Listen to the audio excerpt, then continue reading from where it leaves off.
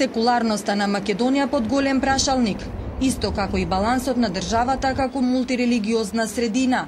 Покрај градбата на нов православен храм со државни пари, дали е возможно со истите средства да се подигне и џамија во центарот? Ќе ги бараме нашите права што ни следуваат.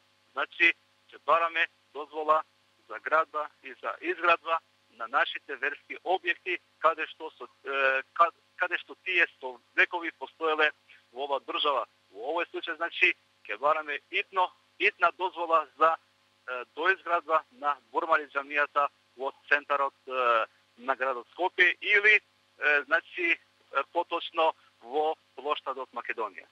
Темата за секуларноста на државата се возобнови по категоричниот став на владата на Груевски и иницијативата на градоначалникот на Центар за подготвување на локација за свето православно место во центарот на Скопје и таквиот храм да се изгради со пари од буџетот на Македонија. По нашите планови сите формалности се завршени, при крај се. Сега постојат некои, мислам, во тек се припремни работи, мислам дека за месец до два најдоцна ќе почне да се гради црквата. Експертите се против изградба на верски објекти со буџетски пари. Според нив тоа ја загрозува уставната рамнотежа на религиите, но пред се на одвоеноста на световната од државната власт. Политиката, државата, институциите се тие кои што може да ја помагаат црквата или да речеме во некои сегменти може да предпостават такво нешто, но за едно директно мешање тоа би значило дека станува збор за држава која е партиска, која што е во тој принцип влада е правото.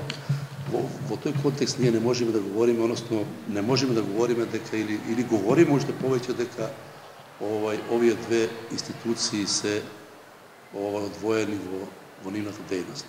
Повикувајќи се на уставот, според кој Македонија не само што е мултиетничка, туку и мултирелигиозна држава, бидејќи во нејзиниот устав покрај Македонската православна црква директно се спомнати исламската верска заедница, римокатоличката црква, протестантската црква и така натаму. Според тоа државата не може да биде за едни мајка, а за други маќа.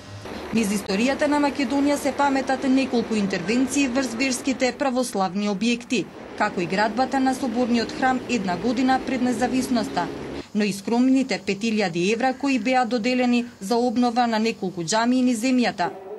Но се памти изградбата на католичката црква во Струмички Секерник, каде и наспроти барањето овој верски објект да се гради со пари од буџетот и реакциите на Ватикан, објектот се градеше со средства на католичката црква.